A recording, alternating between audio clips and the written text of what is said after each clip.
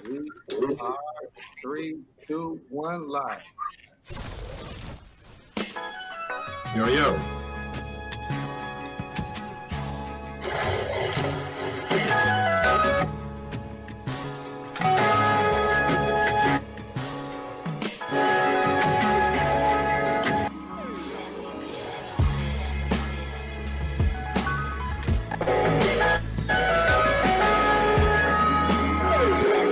Yo, what's up, man? Yeah, good to see you, brother. Yeah. Hey, this We is back in here. week 5 of Tu-Shay'de Radio presents the bo&terryshow. Show. How y'all doing out there? 5 weeks, man.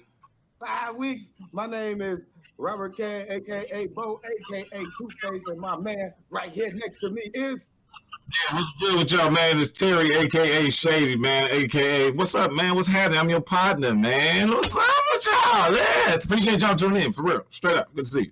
Hey, we do appreciate y'all tuning in, and we want to get into our first segment, and you know, everybody always knows what that first segment is, and you know what? That section is called Get Him. Nobody was changing the logo, man. We talked about this last week. We said it was going to be a new logo, man. What happened? I didn't change Get Him logo because I like it. I like that logo. Unlike your glasses and that whole thing you got on, I do not like. I do not like. But you're lying. Huh? But you're lying. See, that's the part of guilt. You say that, but you do, though. That's the part. I can see it. I can see it in your face, bro. You know, you appreciate it. It's cool. You see me like this more than you see me without them. So let's be 100 about it. You look terrible. I tell you that right now. Look, did you get your eyebrows wound up, Charlamagne? You got your eyebrows? I got it. Boy, I look like, did you slick down? You better at least have slicked them down. If it was a razor on your eyebrows, they trimmed them bushy motherfucker down, did you perm them? All I'm gonna say is you look like the creepiest guy in 3rd grade. I tell you that right now. This looks like a negative video. You ever seen a negative photo? It's like, it looks like you're the skeleton version of me while I'm talking. You understand what I'm saying? X-ray. You look like skin tone. You look like X-ray. X-ray, nigga. You look like the Winnie the Pooh was alcoholic and he got mad at honey and just started drinking whiskey. I'll take that. That's about right, bro. I'll take that. That's a compliment. No draws right now. You in the shirt on. No draws, nigga. I'm at home. Draws are for the street. I don't know how y'all dress when y'all at home. Ain't nobody here but me. I ain't got put them draws on, man. This dude got on all new underwear. That's why he said that. You can tell. He got on new everything. It still ain't for $4. The shoes included, but I bet you it was all brand new. When did you learn to sharpen your front 2 teeth? Them 2 look sharp. Well, you know, my favorite comic in the game out of Chicago is D-Ray. You know, I've always imitated him and wanted to, you know, I've always aspired. And, you know, he didn't fix his team. He stayed who the fuck he was. And I was like, you know what? That's a gangster. And nigga, I'm going to keep my shit. That's why people think me and D-Ray look like we got 2 front teeth. You too big with the little ass teeth. You look like how do you two my teeth? See, Two-Face has been getting teeth whitening, y'all. Okay, he got a good job. You know what I'm saying? You know, I don't know if y'all noticed now. He got a dental plan. He's been getting teeth. Look at his teeth. He's been getting teeth whitening. You understand? So now he's all about, oh, look at your mouth. He wasn't saying that before he started working this good ass job, though. Yeah, that's all I'm saying. Yeah, that's funny. I'm not brushing my teeth, unlike someone over here. My teeth are fine. That's my smile, bro. Look at this shit. I'm being serious, man. I'm not even trying. It's $1 million. Pay me. I look like I mean it. That's why they love my smile. I'm sad as fuck. You ain't mad at that stuff. I'm more mad at that. Them glasses ain't got no lenses on for a 3rd week in a row. Yeah, man, this is a spiritual experience with these glasses, man. Okay, you know, right now I'm blind as fuck. You know this. I've known this dude since we was riding bikes. I can't see worth a damn, y'all. Contacts only get me so far. I ain't 2020 with the contacts. You understand what I'm talking about? So I missed the glasses. I felt like, I hit my 40. I want to throw some specs on, but I don't need none. So yeah, that's why. Hey, ain't nobody mad at you, brother. That's why. Nobody mad at you, brother.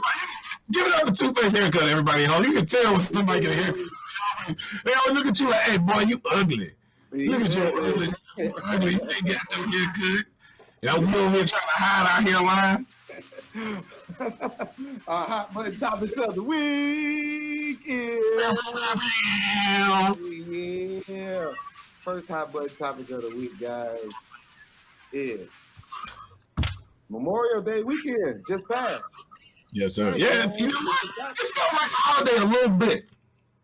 A little bit. Yeah, a little bit. It felt like a holiday, man. What did you get into for Memorial Day, bro? We did a little barbecuing, a little, hanging out with the family. I went, hung out with Pops and my moms and, just hung out with them a little bit with the mask on. My dad made me cut his hair, and... hold your head straight. Yeah. You grab him by the top of his head. You grab your daddy by the top of the head? I do. Hey, turn your head like this. Turn your head like this. No, he be leaning into the Clippers. And you lean into the Clippers, man. You got get your head back over there, man. I'm trying to cut this side. You leaning it. Get your head back over there. He's trying to cut his own hair with your hands. He's like, just hold your hand straight like that right there. I'll move my head around. Like that right there. Just do that right there. Don't move. Stop moving your hand. So he was like me. I cut his ass ball. He said, I want a little bit. You kept moving. Yeah. If you moved a little less, you'd have had a little more. But other than that, Chicago had a bunch of shoes, which is something that we hopefully try to prevent, but ain't nothing a lot we can do because these young kids and these older guys and these beefs and 2 million people out here and 10 people died. And it's bad, but I don't want to spin it like it's not bad. But, when you got 2.8 million people in the city and 10 people died, that's less than 1%. That's less than 1%. Let's be clear. They don't include the Chicago land numbers. Yeah. They usually tend to just leave out all the murders in Riverdale and Robbins and Markham. You're right. The Chicago Heights. They ain't bringing them up unless it's like a newsworthy thing. So it's even worse than you think. But that's just to be expected, man. Listen, every year on Memorial Day, people got to die. You know this. That's when everybody defrosted from the wintertime, and it's like ain't no snow. Everybody coming outside. So everybody you've been looking for, you can find pretty easy. So that's just to be straight up. I mean, it's unfortunate, but I've seen that cycle for years in Chicago. Mm-hmm. Now winter is over. You know what I'm saying? And that's what happened.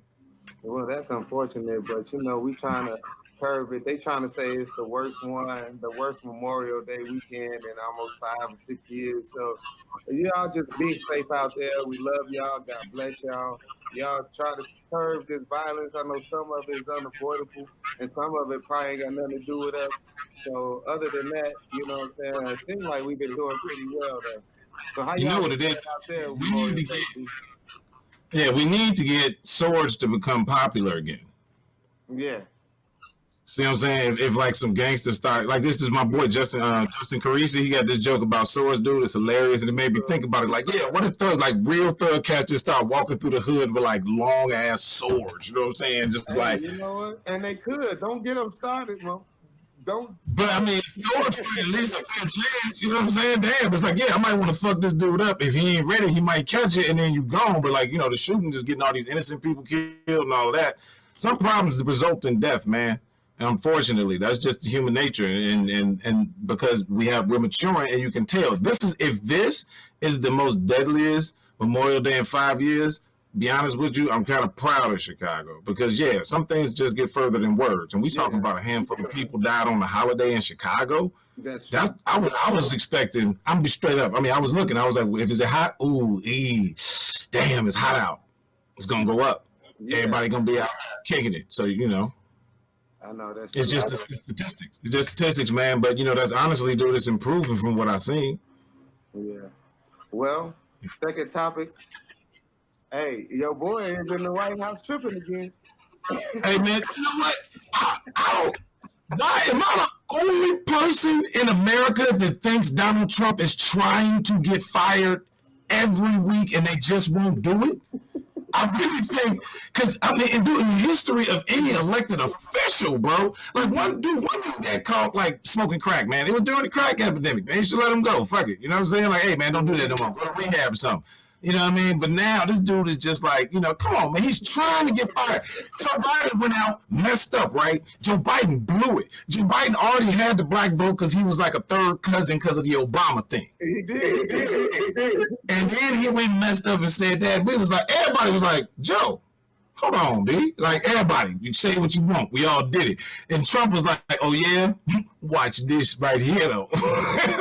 I'm going old school hate. I'm like, wow, bro. He does kind of conveniently skip over black people in a lot of his pure hate speech. You know what I mean? Which is confusing. Right. I'm saying it is, but he don't really be coming like right at Negroes or African, whatever they call them. It's blacks. Blacks this week, they just keep changing our name. I don't know what we are. Right. But what do you think about Joe Biden telling black folks you ain't black if you don't vote for me?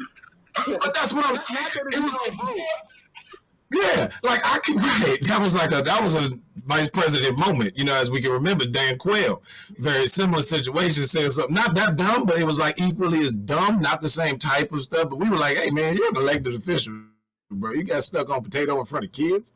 Yeah. You got stuck on potato. He was like, is it with the? And that was kind of like a joke moment. I know he pulled back like, oh shit, I ain't talking to Barack. Like that's some shit he probably would have said to Barack and shit. Yeah, exactly. He been hanging out around him trying to get his swagger right, and it came out wrong, Joe. Okay, yeah, Joe, you did it wrong. I know it happened. So yeah, but before everything wrong. But before I can even process it, Donald Trump going to drop this one. I was like, wait a minute, that was really did you just sabotage Joe Biden sabotaging himself? You was like, wait, let me catch that so I can get the fuck out of here. Hey, Jews. This is the most I don't care about you black people presidential race I have ever seen in my life. And we seen Reagan and Al Gore and Bush and them. Think about it. Like, bro, this is crazy. Like, I ain't all the way mad at Biden. I kind of said it myself. If y'all don't vote for Biden, y'all ain't black. So I can't, but he can't say it. You can't say that. That's what I'm saying. He heard somebody like Barack probably told him that on the slide. Like, listen, Biden, straight up though. Let me be 100 with you. All right, now Barry. When he going to Barry, y'all heard about Barry. Barack Obama got an alter ego called Barry. He's a smooth nigga. But he was like, hey man, listen, man. Be real with you, Biden. If they don't vote for you, they ain't black off top. You know what I'm saying? You got the black vote. That's just gonna. I'm stamping. You good. You good. I'm gonna put that Barry stamp on it, bro. You good. You know what I mean? And he was like, worried, you're worried. It was locker room talk. If I remember the Republicans telling us, that was locker room talk, wasn't it? Exactly. That's he fucked up. Hey, so y'all, that was our hot button topic of the week. And now our next segment, let me find it again. Oh, God. I'll be running in the problem. It's our artist spotlight. And our artist spotlight, oh, my God, is a blessing this week, guys. Y'all don't understand for Tu-Shay'de what this really means. And this brother right here, this friend, this brother, this everything in comedy for us so far, like as far as like bringing us in, taking us under, taking us on the road. I was honored when they said that we could be on our show. And I know, Shady, you had a couple words. Right, I was like, all right. Well, since he somehow went somewhere, I don't know where he is. I want to introduce my big brother, Damon, the greatest godfather I got in the world. Yeah, what's up, baby? How you doing? What up, Rob? What up, Terry? Tu-Shay'de. What's good with you, Damon? What's good, brother? Good to see you, man. I think he got that Boost Mobile Wi-Fi over there, Damon. I don't know. His stuff ain't working right. Yeah, I see him. Look like he in there now. Uh-oh. What's up, big bro? Look, I this first part of the show we like to just spotlight you, and I mean, right now, side of things, you doing Laugh Tonight, Heaven on 7, you did The Talk, Showtime at the Apollo, you hosted the Kings of Comedy. You've been all over the place, but your recent is Laugh Tonight with Damon Williams, and I don't know it's airing soon. And, look, I pulled your resume up for Shady, and we took about an hour to read it. That's how long stuff you had. I mean, I'm serious, and I want to kind of break it kind of down for you because I don't think you really think about the things that you've done. You've done Just Another Summer, like you this year, Laugh Tonight with Damon Williams, produced by you. I think it's 5 shows. You probably gonna get a whole nother season. You did The Plight of an Independent Filmmaker. You was in Off the Grid Comedy. You did All the Queen's Men, Not Another Black Movie, Sex Ain't Enough, From Harvey to Hollywood, Squatters' Rights. You was a writer on Independent, the First Amendment stand-up. You were a writer on the Comic View. You hosted and did some hosting on Apollo. You was on the Funny Spot, Laugh-A-Palooza, Bad Boys. It could go on and on and on and on and on forever, ever, man. How does it feel to even have a resume so wonderful and so explicit? Like, it's amazing. Man, it feels like I should have a few more dollars. Oh, shit. That's funny. Oh, man. Yeah. I think, but, you know, this is what I tell people, man. You know, because still in all, this Laugh Tonight hopefully would be another plateau or another level of the game for me because it's a streaming service. It's 8 actually episodes produced. We got 6. They're gonna do them two per week whenever they get all the sound mixed up. I don't know. It's a new network. They just launched the whole platform, and yes, it's a Black-owned platform. I ain't gonna blame it on that because all the other shows are there. But see, we just wrapped in February, the first week. So you know, right after we finished wrapping, they had to start working from home because of the corona. Yo. So the other shows had already been purchased and edited and such. So Michael Jai White and Ray J have a show on there called Pump. There's some original films on there as well. Yeah. So all that stuff was in the can. Our show literally just wrapped like the first week of February, and then corona hit. So wow. That's the delay. But it's definitely coming. So I've been telling people, you know, I don't know if y'all still there, but I'm gonna keep talking. We here. Now I think it's just me. We here. I just spotlighted you. Okay. Focus on you. That's cool. All right. So on that situation, man, like I say, it's definitely coming. Yeah. I'm looking forward to it coming out, and it's representing a multicultural cast, man. You know, it's called Urban Flix. It's the network, and I'm really proud of the guy who owns it, my man Herb, because he, you know, he gave me my shot to do my own platform. And I had an opportunity, but we had a casting department, and we scoured the whole vast universe of comedy. We got Russians, Asians, Koreans, Hispanics, wow. both Mexican and Puerto Rican. A lot of women, because I insisted that we have more women in comedy.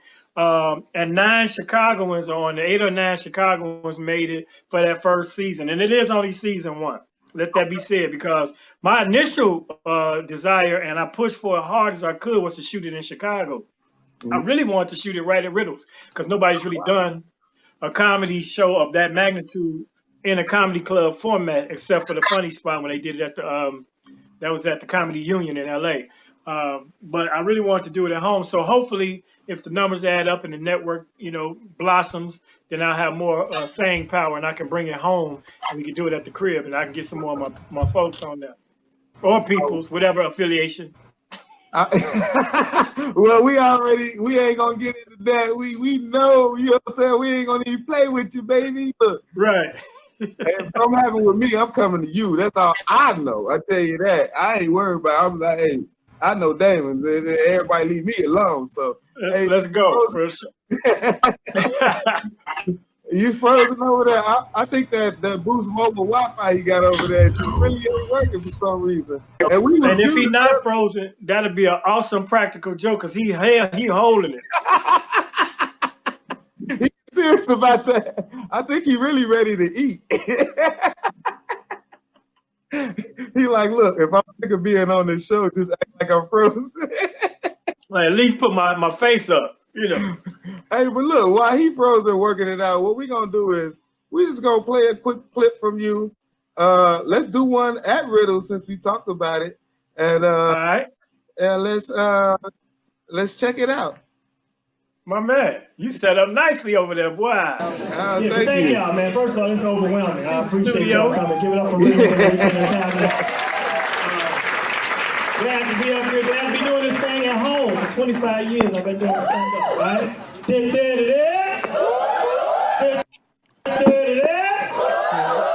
you don't stop. They know that's 25 years old right there. That guy. For real, that go way back to All Jokes Back. Who went to All Jokes back in the day? What? It was cracking. We had a Wednesday night. It was $1 to get in before 7. And they was out there 6:26, like. Right, and it was cold in here when we came, but we figured that out. Then we black people brought some heat. I'm looking at it. That's that 40 plus. That 40 plus will warm the room up. Ladies, don't front. You know you get in your 40s.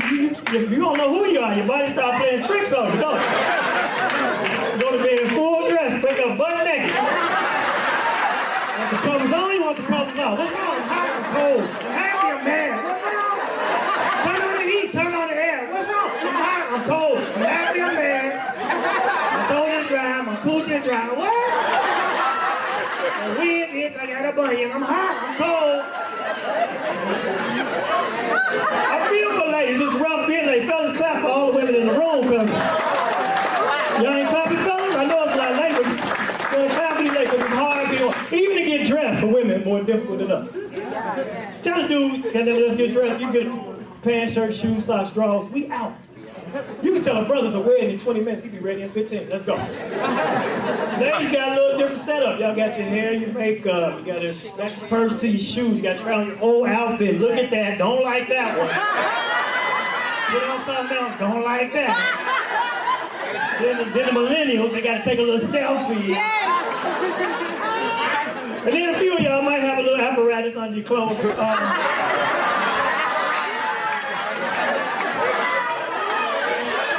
I ain't in your business, but there's some Under Armour in the room. Don't front, you hug the wrong woman, you think she a federal agent like that. Are you on a case right now? And this bitch trying to have a waist. Who started this waistline, waist trainer shit? Let me say something, ladies. First of all, y'all doing that for each other. Seriously, men don't give a damn about your waist. I ain't never heard two dudes say, yeah, but look at the waist on that.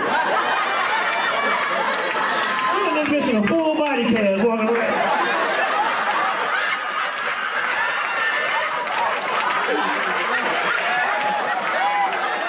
You rearrange your organs. Tell yourself a hysterectomy trying to have a waistline for your damn Instagram or some shit. You drop your keys, you gotta look, hey, reach over here, grab these keys. Yeah, this shit don't be in. Grab my damn keys. Trying to hide your pooch. Look here, so what you got a pooch? If you gave birth to a human being, huh? You earned that pooch, right? Huh?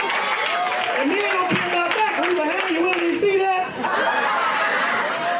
Keep it real, bro. You ain't never getting no ass and wonder what her stomach doing right now. I wouldn't give a damn where your stomach is right now. It could be scrubbing the bed. I wouldn't give a shit. I can hit you in your chin.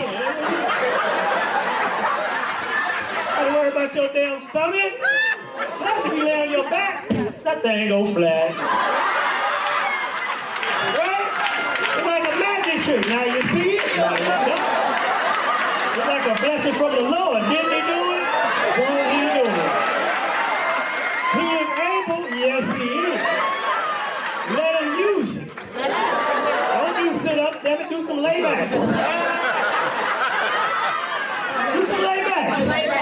If it's tough being a woman, man, picture for ladies more tricky than us, right, fellas? Tell 3 dudes, let's take a picture. All right, player, go ahead, squad up, picture. Tell a woman she about to be in a picture. Wait a minute. The titties up, ass out, kickstand my foot.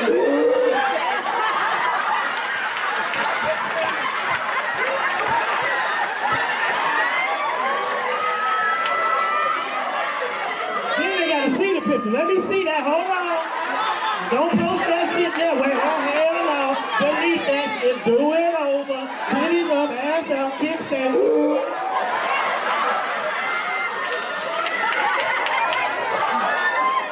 That's why you got 18 of the same picture in your phone because you ain't got it right. You can't. Oh man. Let me bring you back. Oh my God, that is hilarious. Y'all don't understand how funny this dude is. He probably made most of that. You're hilarious, man. It's time for our artist interview. I don't know where the hell Shady went. I think. Hey man, I was gone too. I was trying to. I don't know what clip you showed, but I'm glad it was funny. Man, hey, it was you at Riddles, man. You was just freestyling, just going in, and it just shows like when you go to a show, because you do shows pretty much. A lot of people don't realize that you probably do a show in a different before the corona. You were hosting a show every different day every week. How and please explain what to the people what I'm talking about, because I saw it happen and I'm like, I need. So what you want me to explain how I do it? You said? Yeah, how do you have the energy to do 7 shows in 7 states every week? Like, because you would be in San Jose one week, you'll be in Chicago hosting Riddles, then you'll be like in St. Louis hosting something. Man, let me tell you how and why. You know, as you know, as a comic, man, that's our ultimate goal, is to be able to tour and travel and, you know, go to different clubs and different venues around the country. So once the opportunity started coming in, I never turned nothing down. You know what I'm saying? I really, truly enjoy what I do. It's my passion, and I work long and hard to get to the point where people will pay to see me, or promoters will take a shot and let me come and do the thing. So the Funny Bone chain really, the guy Dave Stroop from the Columbus Funny Bone, he really is instrumental in me moving around as much as I have been, because they run about maybe 12 or 14 Funny Bones and a couple of improvs. So as he started to figure out people would come out to see me after being on Tom Joyner for a while, they put me in the rotation. So how I do it, like I said, the cool thing about our jobs when it's working, you know, we only do it, 3-4 days a week. So you got 3 or 4 days to yourself. You know what I'm saying? Yeah, man, I hope I can talk 2 seconds, man. Check. I can tell y'all personally how he do it. He do it the same way he been doing it since the first time I seen him, man. And that was crazy, like all these years later, to be out here in California and get an opportunity to work for you. And it felt like, for the first time in a long time, the way it always felt. You know what I'm saying? It was Damon rocking the room. You know what I'm saying? It's us trying to get up on the show. You know, hey man, come on, man, we get on the show, man. We had a good time out there in Tommy T's, though, man. You did your thing, brother. Seriously. Thank you, man. And bro, holding that flow, though, man. It was fun. It was good. I hadn't seen you live in a long time, so it was just also fun for me to catch you again and learn the way I always did, learn from Damon, you know? Man, I appreciate it, man. But, the thing of this is, we've been all doing it a while now. You guys are veterans, you know what I mean? So you all know the answer to some of these questions. I know y'all just asking it for the people because, you gotta feel this thing. It's gotta be in your soul that you want to do it. Because there are nights when you might have a toothache or sprained ankle or argument with your woman, or when you get to that mic and all that goes out the window. Or sometimes you bring it with you and you take it to the stage and you find some gems out of that. You're like, man, thank God for that argument. It's gave me 7 minutes. Straight up. Yeah, man. So it's just fun, man. I know I have to jump in and out, man. I go put some money on my cable real quick to come. Yeah, I know you got a bunch of questions. Do it. I got to pay PayPal real quick over the confidence, man. They was tripping. But no, man, it's just cool, man, that, some people can come in this game. I seen, like you, Damon, as well. You see a lot of people that are funny, man. And one of the things, and one of the reasons I was excited to got you on this show is because I don't even know if you really know this, dog. Like, you were the first comedian to ever introduce me on the stage at a comedy club. Wow. Well, which one was it? B&J's or TNT? It was 8:30 Riddle's Comedy Club. Oh, wow. You were filling in for D-Ray. And I was like, yo, man, I think I want to, I already been hanging out, kicking it. So I've been at all them other joints you just mentioned, just hanging out, learning. Right. Now I was like, I think I got it. And he was like, cool, man, I'm going to give you 5 minutes. And I did all right, right? But this was funny. Like, now I'm walking around like I'm a comic. I'm like, yeah, I'm a comic. You told D-Ray, right? And D-Ray was like, he was good. He had to be like, you want to go up on a 10:30 show? I was like, whatever, man, that's cool. Yeah. How much you want me to do? 5? You want me to do 5? Now I'm cocky. And bomb my ass off. Man. 10:30 show. What's up, bro? I didn't know what I was getting into, B. I didn't know what I was getting into. I already knew you was going with that because that was night and day, baby. That was Section 8 and homeowners. That was yeah, it was 2 different markets. See, I didn't understand how to swing in the market yet. They was with me over 2 minutes. They was like, yeah, nah, we straight. Yeah, see that 8:30 was softball. That 10:30 was the league ball pitch. Fastball. Man. Them Negroes, man. It was some nights I didn't want to get up at 10:30 because if you came in there too late and D-Ray doing this thing, he got him rocking. Then you got Marcus Combs doing some nice ignorant funny shit, and Marlon might get on fire on your ass, and then Lil Rel come in and do some stuff, and then they're like, man, you the OG, you want to go? I'm like, hell no.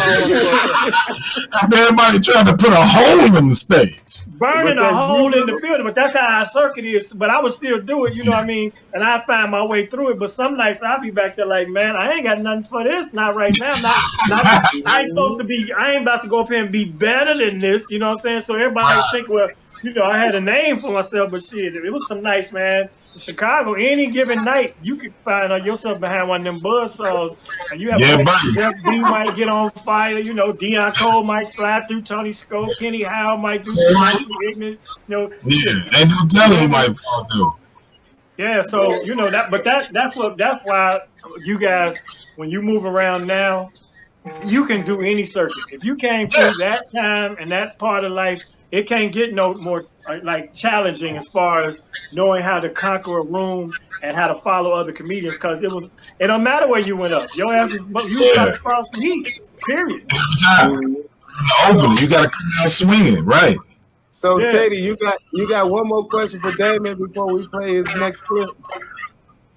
Yeah, but I also wanted to point something out, Damon. After that show, that 10:30 show, D-Ray said, now you a comedian. He said, now that you felt both sides of it, he said, I knew that was going to happen. Now you're a comedian. You got to understand, bro. You got to learn how to do both. And I was like, oh, okay. That was an immediate lesson. That's the difference. That's what I'm saying. It was like we had you and Damon and Corey and fucking Dion and everybody else, and they were teaching as much as, they were punching up jokes. We all supported each other in a way that was very interesting that I didn't even know that we were so privileged to have. No, the support system in that era, man, I don't know what it's like today, and I hope it's just as well, because we've been known for that around the country, because, the way we traveled in packs, like when we did Comic View back in the day, it was so many of us that they like, man, you Chicago dudes is unified and all that, so I hope it's still like that. But it was just a thing to do, man, because we want everybody to do well, everybody having fun. We was all learning at the same time, and we was all preparing ourselves for what was to come, so that was a lab, man. That whole era was a lab. It was generational, because Leon Rodgers are coming in, and man, just do some ignorant thing with his one leg rolled up, and man. Maybe he rolled a towel up and turned the towel into a deal. Maybe he was doing that. It was a lot going on, man. I'm so glad that, to be honest, that we came up in the era that we came up in, because some of these cats now that are coming out, and probably been out for the last 3 to 5 years or say, and they've been in social media comics, but they didn't have to go through that gauntlet they didn't have that support system because they had to figure out how to be funny. And I don't knock anybody that does social media. People that are social media comedians, they figured out how to work the era that they're in. So it takes a certain amount of brilliance to get people to go viral and figure out the mentality of that. So no knock against them, but they didn't get that traditional stand-up, tested by fire, and that's the other thing. Okay, it was cool you came at 8:30 and you did well, and you bombed at 10:30 and you understood. But the fact that you came back after bombing, that's when you know you were coming. Especially when you know the same people gonna be there because they come every week. Right. Last week. Yeah, they'll start bubbling. They're like, oh, they gonna let dude up again? Nah, here we go. Let me get another drink. Look, I ain't gonna say her name, but back in the TNT and BNJ's era, it was one female. She used to bomb so bad and she used to get so hostile with the crowd that anytime she went up, whenever I said, okay, I got a young lady coming to the stage, they would just start booing already because they thought it was her. I would say, no, it's not her. Y'all remember the pack be like, I can't believe it. Yes, sir. I know y'all know who it is. I know y'all know. Yeah, I ain't gonna say that. No, we ain't gonna bust her out, but she used to be so hostile because she'd do a joke and it just sit there. And it might sit there, it might not bomb, but it might not hit. And she'd be like, what's wrong with you, motherfucker? And just yeah. You know the funny thing is though, y'all ass used to put her up on purpose. Y'all used to do that. No, man. I couldn't not put people up, man, because you gotta let them come back, man, so they can redeem. And anybody that could take them goddamn chin blows every week and come back, they meant to be. I'm gonna tell you somebody else who used to kind of catch it early at All Jokes back in the day, but he turned the game around and was a killer. Stan the Man, straight up. On Wednesday night, Stan would come up there and do his little thing, and his cadence was like it was, and they weren't ready for him, and he hadn't figured his voice out as far as his style. And, he'll get some corny little laughs, but every once in a while they'd be shaking the keys or booing. We used to have that on Apollo night. It was like you shake your keys when people do that. I remember that. Yeah, so we'll let them, you can still keep going, but you start hearing them keys, I got to come get you. So... Get your ass out of here, man. Right. That music. Yeah, but he never quit, man. But I'm telling you, that dude became a beast, right? Yeah, hey, man. With the culture nowadays of the comics being so sensitive to their art, do you think they could have survived in the key jingling era? The jingling. The jingling. Sound like a 30 for 30 now.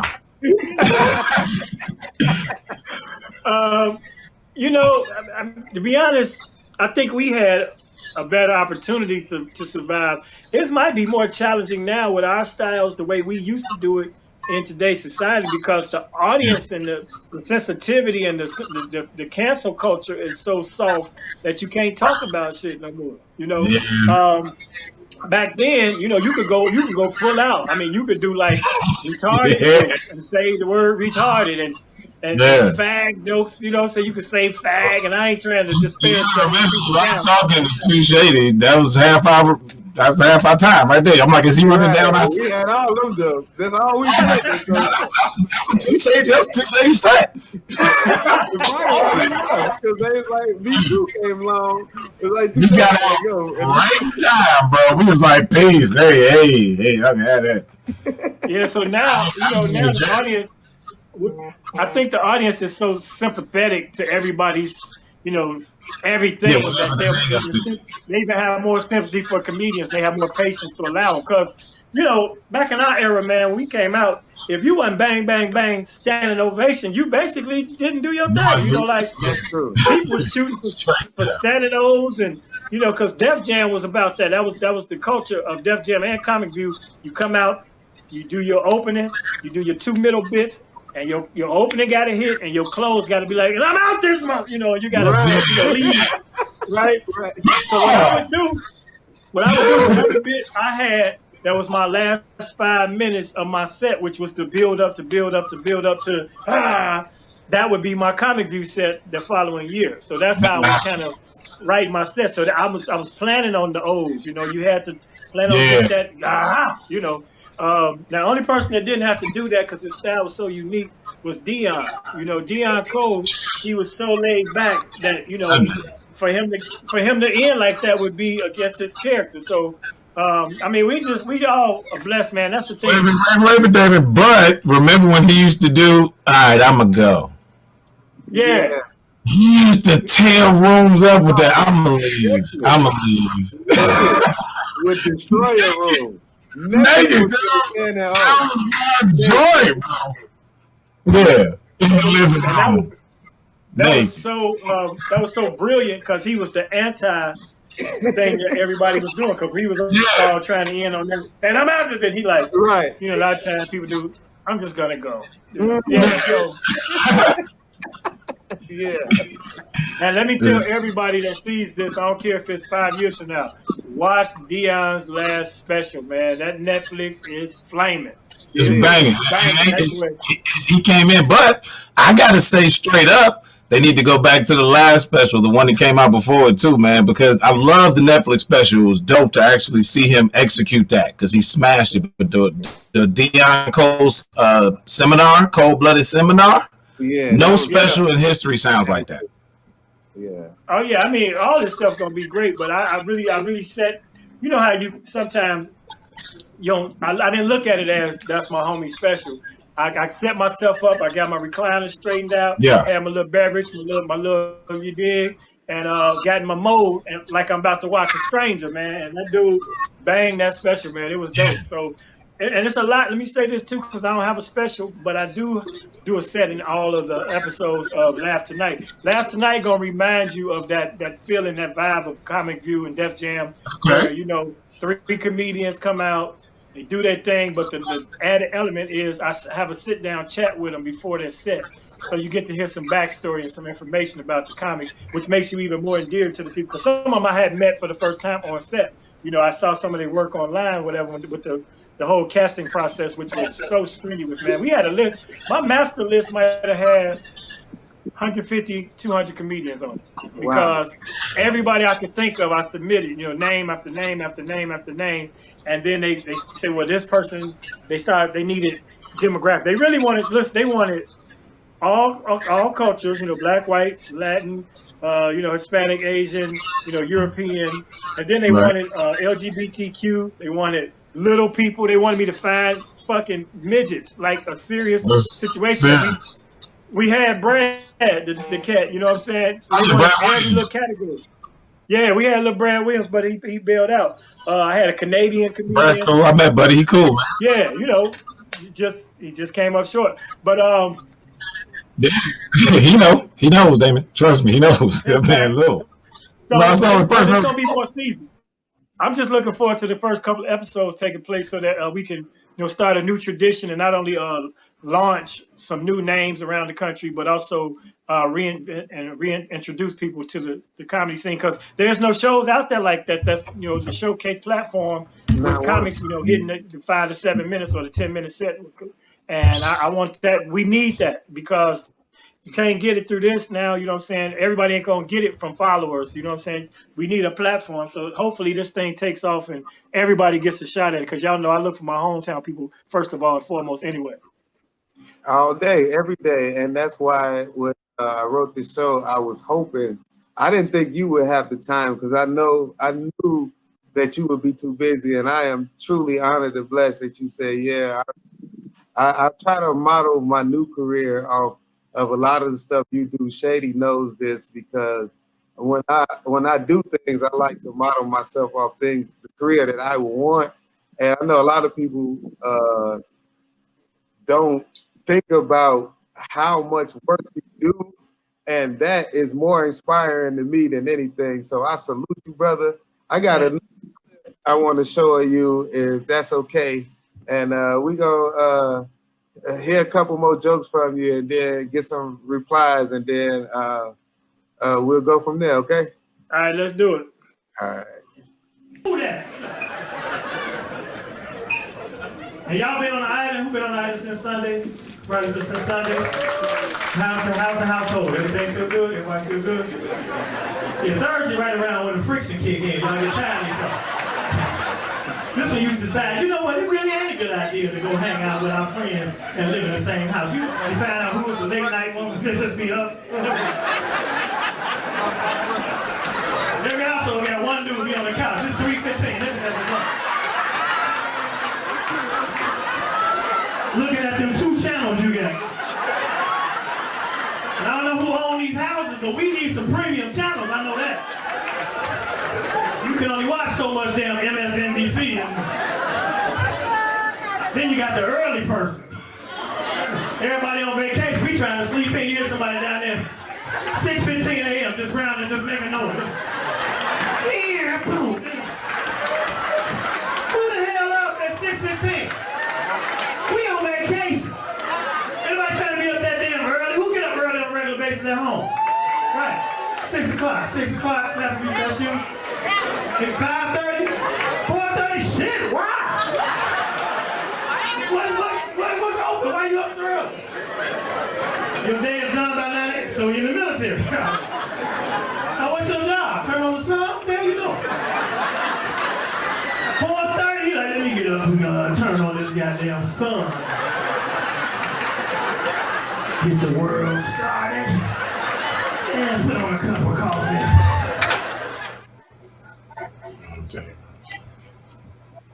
Hey. I don't know what to tell you, bro. I'm down the street. I'm down the street from Facebook, man. They taking up all the internet. I'm literally right down the street from Facebook. Oh yeah, you losing all your internet service. Yeah, I get it. So Damon, look, you do so many shows. I always want to know I know a lot of audience members ask this question. They want to know this from comments. When you do a show, is it more like your mood that day, or do you particularly write sets for where you are? It depends. Like for riddles was like really still the lab for me. So, I'm always gonna have a couple of bullet point topics, to fall back on in case my spontaneous don't work out. But I kind of have a set. Of course, we all have a set. I got my master set. If I'm headlining, I know I'm gonna do an hour 10, something like that. Then I gotta have some of the classics and some structure to it. But what I prefer to do is host and then drop the bits in between each comic, and that's when I freestyle the most, and that's when that's my creative process. So it varies. Now sometimes there might be a corporate gig or a club that's in one of them conservative markets where I feel like I have to kind of cater to what the situation is. But what I stopped doing was switching and code switching as far as, if I have a bunch of white people, I'm going to try to do jokes that white people might get. I just basically stay true to myself, and they got to come on this ride with me because I'm the one that's on the stage. If you came to see me, hopefully you did your research. If you didn't, this is your chance to experience what I do versus me trying to do what I think you want to hear. Yeah, I hear that. Yeah. Man, that's beautiful, man. Like I envy your career because I need one just like it. So man, I just can't imagine being on the road, and you probably know directions to every town everywhere. When you out there doing comedy, is there one particular show? Is there one particular time that you can remember that just sticks out that's like, makes it worthwhile being the comic? Ooh, I caught him. I knew I was gonna get it. Like a trophy show. Do you have that one? would be, actually I got a set that's I've been running a little bit when the pandemic first hit. I was running this set from a show in Atlanta, man. I've had some great shows in Atlanta, but this one particular show was a show with Nephew Tommy. And, oh yeah, I saw that. Yeah, and I had on the cream vest, whatever. yeah. That whole set, man, was like one of those ones that was a banger for me. Also, when I did First Amendment, doing it at home at the Chicago Theater, that was great. Yeah, that was fun because I have the whole set because I have my son in the audience on the bootleg. So we got the whole thing versus what they showed. and that one ran through, and that's available actually on my YouTube somewhere. So And David, have you performed on every comedy production filmed in Chicago since you started? Because I feel like any major production that came through Chicago, Damon Williams was attached at some point. Kings of Comedy. I never did Who's Got Jokes. I didn't do Who's Got Jokes because at that point I didn't think it would be beneficial for me, because if I didn't win, then it looked like it's a step back, and you just I don't know who I would have been up against. I might have won, but I don't like to compete in a stand-up format, even though Comic View initially was a competition. Right.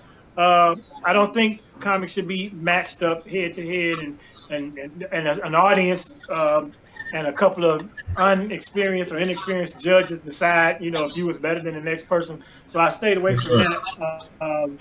But most of the TV stuff that came through, I was part of until I was to the point where it didn't make sense. Like Heart of the City, it didn't make sense for them to come and get me like I was an undiscovered comic, stuff like that. So it's time. That's the same reason I passed. That's the same reason I passed, Dave. Yeah, right.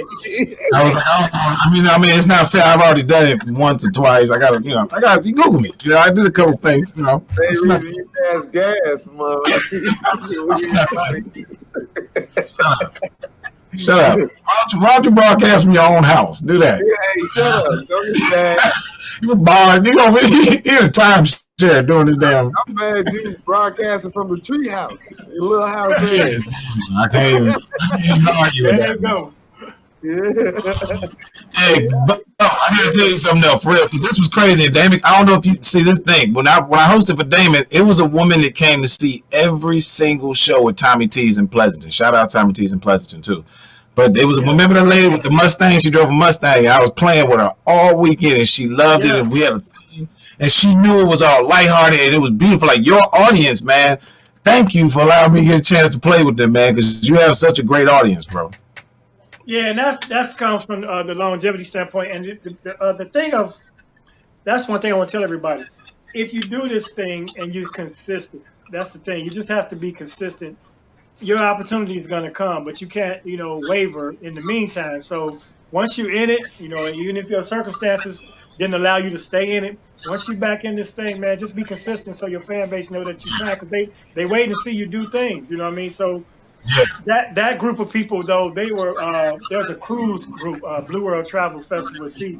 Yes, sir, I remember. Yeah, they all come to Tommy T's because they're all from the Bay Area, and they really, that's how I got that gig, and that's how I was able to come back and do the monthly joint, because they knew my people was gonna come out. So those people, we got a love relationship. They like family to me. So that lady in particular, she just loved comedy. She might be at every comedy show they have, period. It might not she be been there a few times for sure, but I mean, I've hosted at Tommy's a few times. She ain't never been there every day.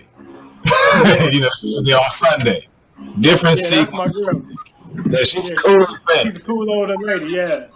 Well, Damon, thank you. We appreciate you. Yes, sir. If you want to stick with us, you can. It's not kicking you off at all. Straight up. It's totally up to you.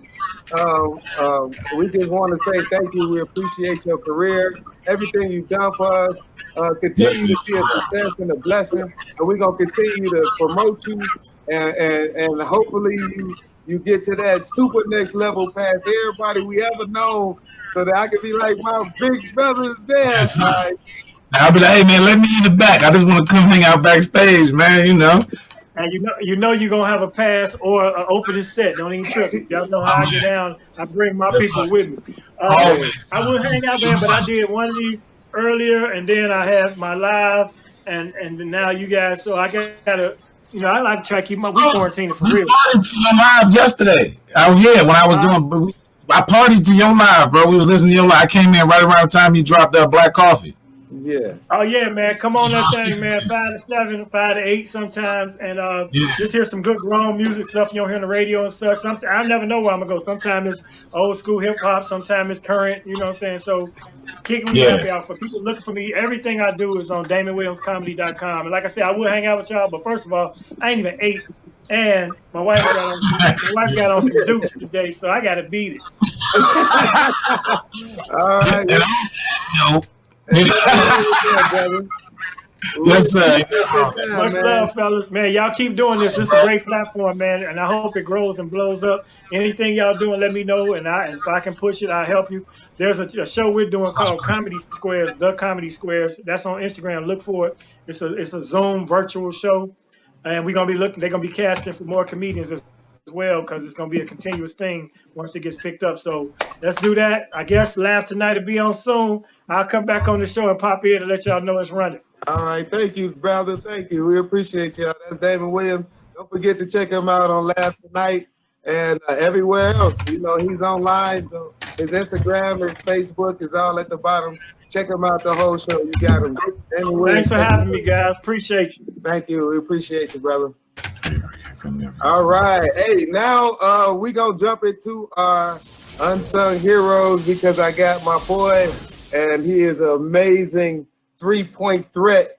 We talking superhero. If you ask me, I'm talking Colin Kaepernick type brother, because what he did was something that was different, and he stood up something that most people refuse to stand up for, and that's themselves.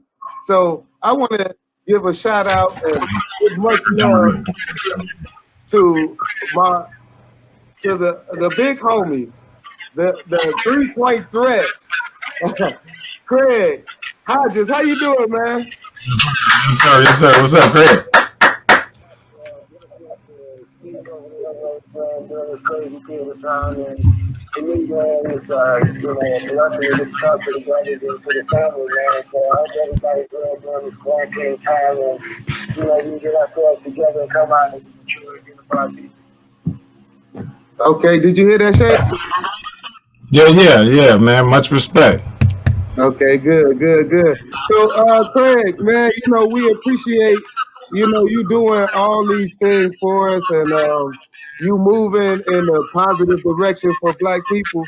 And we were getting a lot of things online about the last dance, and I don't want to get into all the way into that because this is not what this is about. This is about you being a hero because we respect it. But what I want to know is, as far as your perspective on what made you become an activist, could you kind of talk about that? Well, for me, I was blessed to grow up in Chicago Heights at the height of the Civil Rights Movement in the early 60s. I was born in 1960, and my mom was secretary for the Civil Rights Movement in Chicago Heights. And, you know, Right. we had babysitters at that time. So for me, I was sitting between my mom, who was the secretary, and the president of the organization, and I saw live leadership at a time that was critical for Black people in America. And then I had a chance to go away to college, to Long Beach State, and study under Dr. Maulana Karenga, the founder of Kwanzaa, Dr. Khalid Muhammad, Dr. Amin Ra. So I was blessed to have had a great early upbringing in as far as community service, what it was about, community organization, and to see it up close and personal, and then get the chance to go to school and see that, you know, that I was part of the movement. Unbeknownst to me, as a little boy, when we were doing the voter registration and that kind of thing, and we were boycotting school, that we were actually, when we would get a stack of flyers, we were just going to hand out flyers on our bikes real quick so we could get back and play baseball, not knowing that this was something that was really going on in our lives at that period of time. So, man, I was blessed to have a great foundation in as far as in the support base in the Hodges household as well as our community. Man, that's amazing. Also, I know I said we weren't going to. Is there anything that you do want to say about the last dance?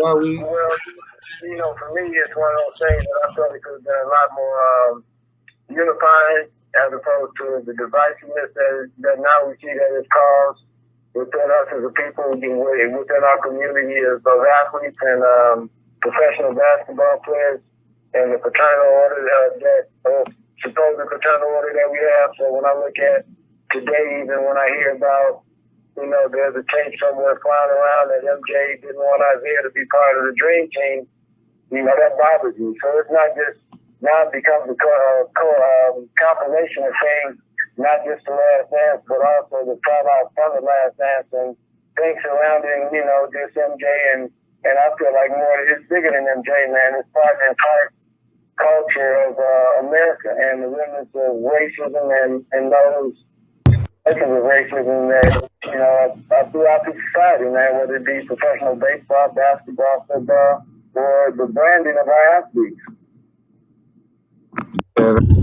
Hey, yeah, real quick, Bo, because I'm not sure if you can you hear me. Craig, can you hear me? I can't hear you, brother. You can't hear me? Yes. Okay. Hey, man, just as a question, man. I mean, because I watched you as, you know, part of that first team, man. Like, I'm from Markham, man. And, you know, you being from the Heights, man, being on the Bulls, you know, winning that first championship, like what it did to the city, man. But, like, I'm just curious, man, if somebody's from the land that I'm from, man, how did it feel to bring that home to Chicagoland, like, personally? I mean, and you knew the power that came with that, but how did it impact you immediately?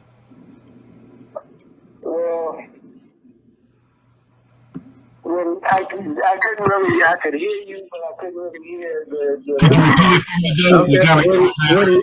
What he asked you was, how did the winning? Because we both from Markham. Me and Terry, we both. So being from Markham, we wanted to kind of, you being from around the way, right around the corner from us, and bringing the championship home not once but twice. What immediate feeling did that bring to you? An impact on your life, like real impact on your life. Did you feel from that?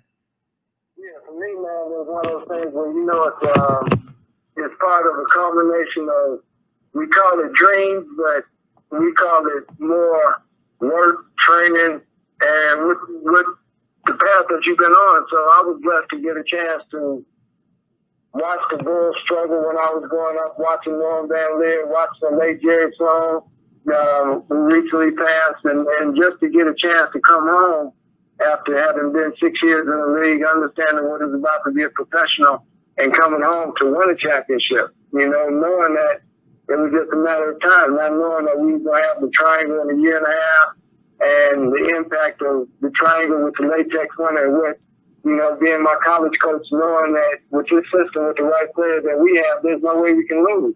So being from the Heights, knowing what my mom and men as far as the movement was concerned, and for me, it's one of those things, basketball has taken me places and giving me a chance to see things that you would love for your family and for your homeboys and for the community you see. And the closest thing you can do is try your best to share with them. So when we won championships, has always been a thing for me to try to share as much of it as I could with, you know, those who were my support base, and that's been black people, man. And I tell people all the time, we wouldn't have won nothing in the city without, you know, the brothers and sisters who really had our backs, whether it be MJ selling his gym shoe or whether it be supporting us in the senior citizens home where older sisters and brothers will tell us that they put on their jerseys before games, and, you know, it's a motivation factor in that, man. And I feel so, and I still feel blessed, man, to be able to have played on the first championship and know that, you know, you can erase me or try to erase me out of your quote unquote history of it, but the foundation is our part of the fabric of our first championship, period. Man, that's amazing. And that first championship, it set the platform.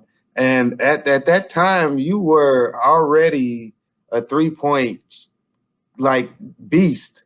And you had been doing 3-point championships for 5 years at that point before y'all won your first championship. And we were winning championships, dunk contests, the 3-point contest, MVPs of the All-Star game. Chicago was amazing at that point. And this is basically the highlight of your career. And honestly, I trying to understand, like, that you could play with Dr. J, Larry Bird, and Michael Jordan. Like, you had a wonderful career, and I just want to let you know that we noticed that your career is amazing. Like, I'm almost speechless sometimes when I think about the things you've done. Yeah, man. Yeah, he sounds real speechless. It's kind of funny. I know, right? I'm sorry, but to me, I went and got your autograph at Markham at Fair Play in Markham. Oh, I remember that. Hey, ask him.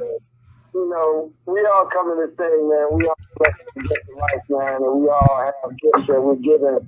And to get a chance to reach your potential in a given field and to be able to say that you're the best in it, it's not anything that you've done on your own. You've had a great support base, you've had great training, you've had great tutelage, and if you don't realize that, then you're a fool. And quite honestly, for me, man, it's always been a thing that I realize where my blessings flow from, and I continue not to question it, and just remember those who came before me, that paid the price that I could be here and be able to do the things that I'm capable of doing in a semi-free state. And that's one of the biggest things that now, you know, we're free. And the biggest thing about this whole, I call it a whole incarceration, you know, this quarantine thing, it's giving us an opportunity for freedom. So I tell everybody, when you're at the crib, it's just like you're in your covered wagon heading west, and you get ready to stake your land. So what is it that you visualize? What is it you perceive? What is it that you what can you do from an entrepreneurial state as opposed to just going back to work for somebody? So those are the types of things where we are right now as a people, where we've never been. So freedom is ours if we want it. Exactly. And I know a lot of my... It's forcing us to do it. And I know a lot of my people, they talk to me about your letter to Bush, but what I really want to talk about is what we should do moving forward, because you've been an activist so long. I don't want to talk about the past. I want you to let these young guys know and these young people know what's the move next. Where should we be moving, and what is Craig Hodges in his fight doing, and what should we do to support you? Brother, I appreciate it, man. And one thing, you know, is in doing this platform that you have, man, it's giving us a chance to sharpen one another as far as strategies, and as far as studies, and as far as, you know, vision and not just moving forward with our people, but the fact that we are free now, and that we have the ability to come out of this in a mode that's effective for generational wealth for our families, for our babies, for our, you know, that we're actually given a template of where we're going, as opposed to waking up and reacting to the whims of a system that's totally been oppressive. That being the case, all of those lessons from the past have worked. You know, we just have to select the ones that we want to utilize in this day and time. For one, we have to definitely refocus on where we spend our dollars and our wealth. If nothing comes from this last dance thing, it should show us the commercial appeal of Michael Jordan for white people. It's not a commercial appeal for Michael Jordan for black people. They put this last dance on at the height of Black Death in America. They put this last dance on at a point in time when it could have been a unified force for black people under the banner of Michael Jordan. What would Muhammad Ali do with this? Wow. Wow. And I tell people, if Muhammad Ali position of Michael Jordan, he would have been Cassius Clay. You follow me? Never been Muhammad Ali. We wouldn't have had that image. So one of the things that we have to do is we have to bring our image makers to the crib and have a sit down.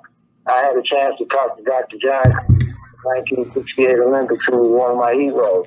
I want to bring him to Chicago and honor him like a hero that he is to our people, man, before, you know, he's not here anymore, to be able to connect him with with this next generation, so that they can understand why I stood on the position that I stood on, why Colin Kaepernick was able to stand on what he stood on. It's not like these are positions that we took, we came up with them. This is a fabric of the struggle of black people, and we are the ones that crossed the finish line with the baton. Now what are we going to do with this new platform, this new plate that's free for us to define?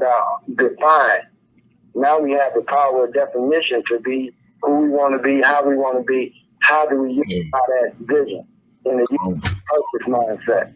So when you say, what is it that I envision us as brothers collectively doing what we're doing now. But we got to remember that right now, It's the female energy that's in leadership.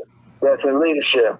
Don't fight it. We can't fight it. We got to support it, and support it from the standpoint of understanding that the reality is that we were blessed to have kings and queens from where we came, and that was based upon a 25,000-year time period, and that it's a 25,000-year period, and it's not for us to fight, but us to be in rhythm with it, and not be contentious with it, but to know that our role is what our role has always been: protect the security and maintenance. You follow me? So we got to make sure that we're on our shoes for that. So we got to quit buying junk. Yeah, exactly. We got to quit going. Sisters got to quit going to the beauty supply. Let's get back to our naturals. You know, for just a month, let's get to naturals all summer and see how much.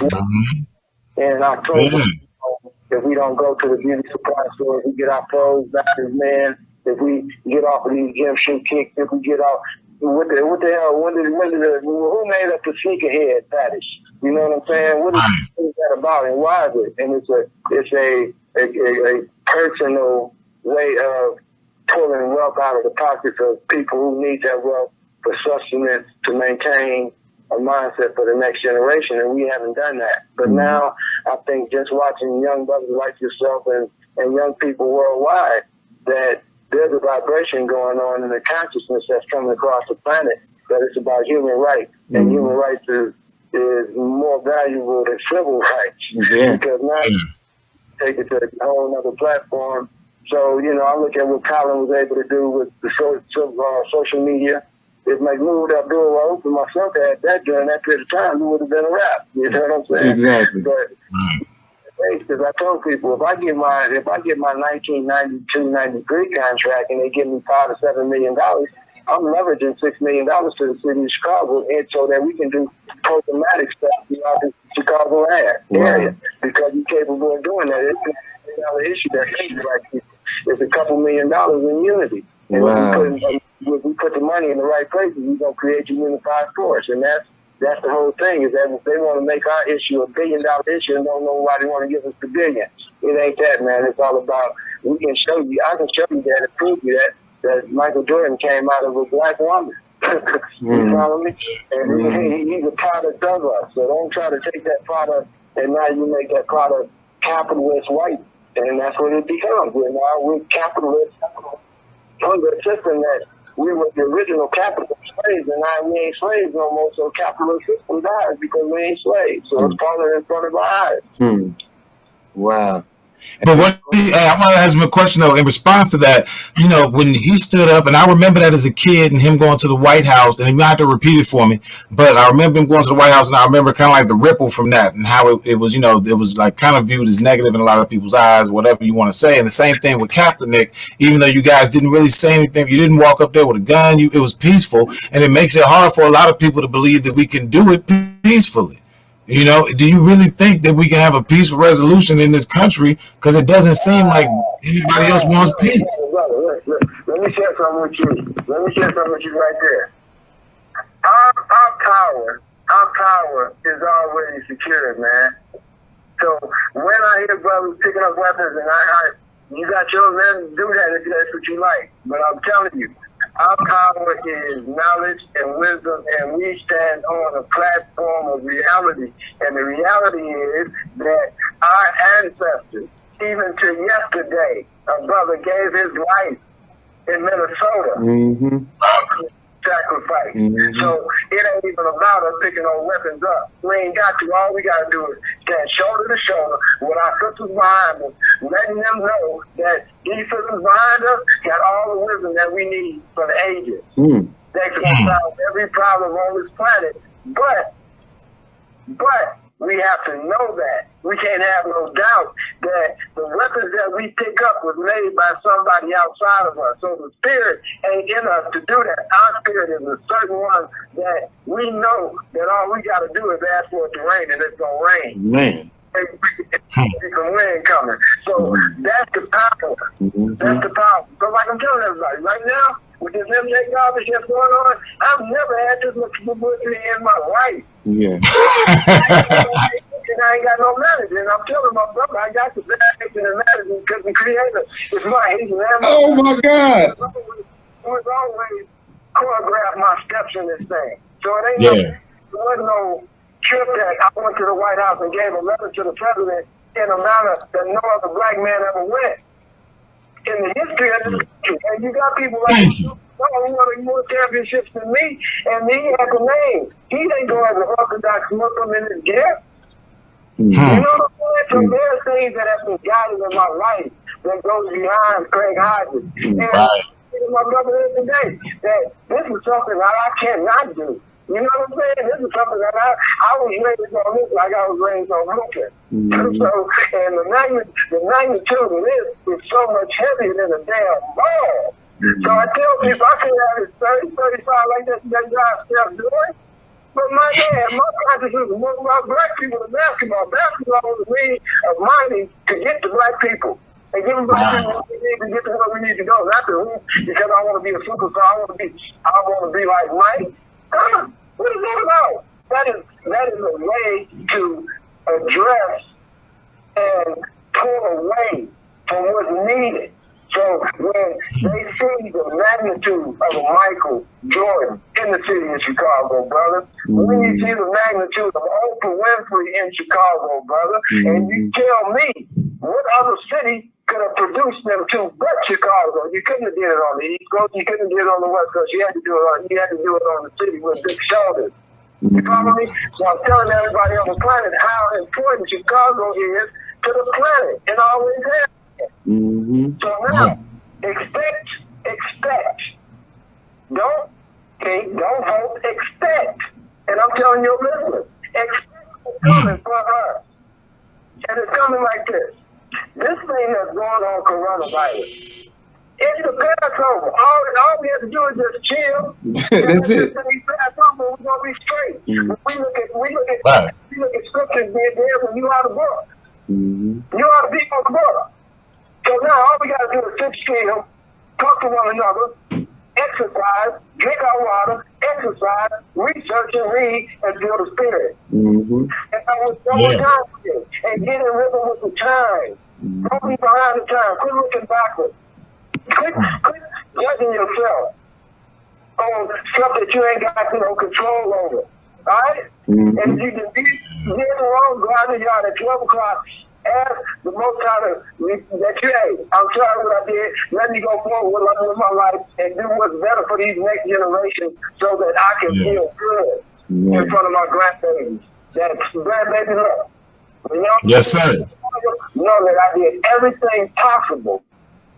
Like it took me diving on the floor that loose ball, right? I'm going at this thing like that. And that's the part of me that gets kind of upset with my generation of brothers that hoop with me and play football. Where were we at? We weren't talking about nothing. All we were talking about was how can I get endorsements? How many footballs can we get with? How many cribs? How many cars? And then we put that on the next situation. And hey, that's how you supposed to roll, brother. So hey, I want a Maserati now. I want to slang. I want to run babes. I want to, you know what I'm saying? As opposed to I want to rescue and reconstruct the history of my people. Exactly. So that no other generation will ever forget the ancestors and what they fought for and what they died for, that I might be getting these little scraps that they call an endorsement, a contract. So y'all got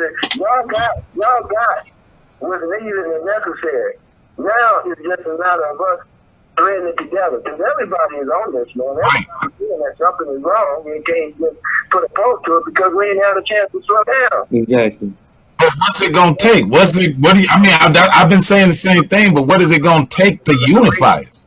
Back out and they throw these arms in us, and we get out there and we start doing that madness again. But I'm telling you, whoever's out there killing one another, that's coming to an end too, because the Most High and the return of the female energy as the Messiah Christ. Right? So let's see it's a black thing, it's a black Messiah. And this thing is already here. So I understand that it's a spiritual realm that's coming through y'all, and y'all are an example of it. Y'all light of it. So I'm telling you, brothers, that I appreciate this. And anything y'all doing, man, keep me posted, man. Y'all know. Thanks, bro. Same. We from the South. Yeah, man. Yeah, we right around the corner. I got one quick. Go ahead, what? I tell people, you have to get to Chicago Heights coming from the South before you got to Chicago. You follow me? Mm-hmm. Yeah. Just a lot of fabric of the original part of the people that came from the South. That we got some Black Wall Street in us, brother. Mm-hmm. And Markham, Harvey, Chicago Heights, Ford Heights. It's black. If you look at everything south of I-80, brother, that's us, man. We got to go and get with it. Hey, and we with it. And I got it's just a little quick question for you. You was really gonna go to China with Dennis Rodman to talk to Kim Jong-un? Yeah, you know what's so cold, man? I really feel bad that I didn't get to go, and this is what happened. Okay. I was teaching in Halifax, Nova Scotia, in Canada at the time. I was the first person that Dennis invited. Wow. If people call me and say, yeah, we're going to do this trip, they call me like four months prior. Okay. I tell them I'm up in Canada, so they set up my arrangement. So it's a snowstorm in Canada, so I get stuck going from Halifax to Toronto. Okay. So when I get to Toronto and finally get into China, they didn't leave me a transit visa to get through China to go to North Korea, right? And they were there a day before. So when I get to China, man, I flew for 13 hours from Toronto to Beijing, right? I get to Beijing, and I don't have any transit visa. I don't know what I'm supposed to do. I'm thinking somebody's going to meet me there. So I get there, they tell me to sit down, so I'm sitting there, you know, as a hooper, you got good peripheral vision, and out the side of my eyes, I see these cats in long black coats coming from both directions, right? Wow. Like, man, who is this in black? You know? So I'm like, yeah, they're like, let's go. And I'm like, where we going? Back to Canada. I'm like, whoa, and I'm thinking to myself, man, they say now. I'm like, what? So I got my backpack. Man, they take me back to where you walk through the magnetometer and throw your bag on the little track. Man, they take my bag, unzip every zipper on the bag, wow, and just put the thing on the belt. And I'm looking like, for real? They walk me through the device, and then they look at me like, "Don't get your job up, dude." Dang. Wow, yeah, crazy, man. That I just got off for 13 hours. Wow. I get back to that plane, and the stewardess was looking at me. We had a good conversation. They're like, "What happened?" I ain't no telling you that shit like that. I came with a move. They didn't leave my visa nothing. Hour flight, brother. Wow. Round trip. Crazy. Wow. In hindsight, once again, I told you how the Creator has my steps planned, man. So it wasn't in the cards for me to go because I was going. Right. The main reason I wanted to go was I wanted to ask Kim Jong-un if he understood the issues of African American people, and if there's any way that we could set up a dialogue where, with his resources, he could connect that to Black people in America. It's that time. It's like nobody here is helping us. Who else is going to help us then? Yeah. I know y'all said it, you know. Yeah, we definitely need to inspire the next generation to. Y'all doing it. See, and things like this is giving them opportunities to see that it's an alternative way of going about being a journalist. It's a different way of going about what you have in your mind that you want to do with your life energy. And that it ain't no, like right now, the biggest thing I want us to vibrate on is that there's no limit to your potential. And that those limits were capped with this quarantine thing. So now the sky's the limit is what you want to do. So utilize your energy wisely, and the resources going to come because we're getting ready to get our divine inheritance. They want to call it reparations, but no nation on earth will ever give us reparations. So we get a divine inheritance that's coming. So this little $1,200 and $2,000 we giving out, that's money that they just stole from us in the past, and they got to give it back now in this damn time. Because the Creator is having a and the forces are coming down so heavy on the economic system that there's no other way that they have to repent for what they've done to African people and indigenous people worldwide, and they have to do it in a way where they can kind of save face and still feel elite and exceptional. But we know what time it is. We know that the deliverance is already here, and we just have to move and a free mindset and a free spirit, man, and don't be afraid. Yeah, that's the Yes, real sir. truth. And we need more brothers like you, and we're glad you out here preaching and teaching. And we see that you never stop, even with all odds against you, with all things against you. See, people get afraid of the backlash and not knowing that sometimes like that's not the part to be afraid of. You know, it's probably more scarier you handing that letter than the backlash that came, because then you was able to fight it as opposed to not knowing what that letter would bring. So I do appreciate you and everything you've ever done for us, and we really need more people like you. I'm Yes, trying sir. to reach out and get more people. Do you have any organizations or anything to promote or let people know to join, or anything to just get the people involved? You know what I want to do, brother? One of the things I want to do is I want us to be able to, you know, get together. You know, I don't know how many times you do this again, but the next time that you do it, maybe we can come together and get, you know, build. We need to build a site, a website where we can unity. I consider it unity of purpose, but it's just a matter of us getting together on a collective base, man, and just build the direction that we want to go. Because it's on us. It's all about our creative mindset and collective, man. And we can do whatever is necessary, but it has to be positive, and do no harm has to be at the base of it. I'm with that, and that's Yes, sir. It's a beautiful thing, man. You know, Terry, you got anything else for Mr. Hodges? I could keep him all day, but I know he got stuff to All right, man. I want to know, considering, I'm pretty sure he's. One evening, man, let's get together and we can, because one of the things, man, is that I truly feel that it was unfortunate to get that couple of dollars at that period of time, but I understand what the creator was doing in as far as preparing me for this day and time and the resources that we're getting ready to get. But I need all the brothers and sisters who are listening now to write down at least 5 to 10 things that you see that can create a better way for you and your family, for the larger community, that we can utilize coming out of this. Not all of them are we going to be able to do, but we'll be surprised at the ideas that we can come up with that we can utilize and really not only bring into reality, but have prosperous for the next generation. So write the stuff down and we can get together and start to act on some of this stuff, man, for real. Hey, definitely. We will be putting together a whole bunch of stuff, because we definitely want to do a lot of outreach, and we are. Go ahead, Terry. What you got? All right, look, I gotta ask you a question, man. Now you set a 3-point record, right? Yes. Correct? Did you? All right. Now, if it was you and Steph Curry, because I'm out here in the Bay Area, so I got to at least, I got to speak on it. Bro. How did you feel when you saw Steph Curry being such a fluid shooter, and Klay Thompson as well? How did it feel being a fluid shooter, seeing them lead the team?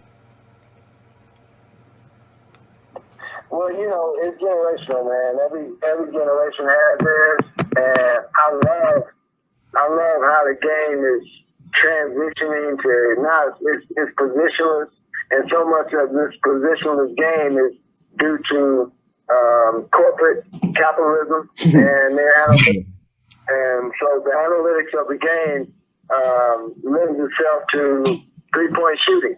So Steph and Klay, they have great strokes, and they get a chance to put up 10, 15, sometimes 20 in a game, which is almost 2 weeks of shots for me the way we played. So it would be fun. It would be fun to get a chance to shoot around with him and that kind of thing. But I feel blessed to have played during the golden era of the game. That was the time when you had Kareem on his way out. You could get a little bit of Dr. J. You got some of Birdie. You got MJ up close. You got Magic. You had fans. You had legends. All legends. Generational images, man, that define this generation of play for real. Yeah, man. Well, that was it, man. Thank you, man. Much appreciated, brother. That's a beautiful thing. We appreciate you 1,000,000%. Good job, man. And once again, to your listeners, man, everybody be safe, be blessed, and keep on studying and researching because it's your time, and don't be afraid to think outside the box and take a step into your future and not with somebody that has plans for you. Yeah, well, we appreciate that, man. Definitely, y'all. That's Craig Hodges, and we gonna put up whatever he's doing so that we can support that brother. Thank you, Yes, Craig. Yeah. All right, peace and blessings, everybody. Peace and blessings. yeah, blessings, bro. Yes, sir. Hey, man, we just got Craig Hodges on the show, man. That's crazy. Hey, man, we just got Craig. Hey, this champagne is freaking that I don't even know how to feel right now. But look, though, now it's time for your segment, so I don't even have to feel nothing. And look at your new, you got a new logo. Look. Oh yeah, okay. You got a pack. Why am I eating the stars? Is the planet eating the ninja stars? And what's the? Why is it 3 different stars? What's the rainbow? Don't be. Hey man, I'm in the bay, man. I'm throwing a rainbow. What is that? It's not a rainbow, man. You look like a rainbow ninja star, man. You throwing shade. I'm throwing shade on your new logo. That's the cat I was telling you about. So it is a cat. That's the cat I was telling you about.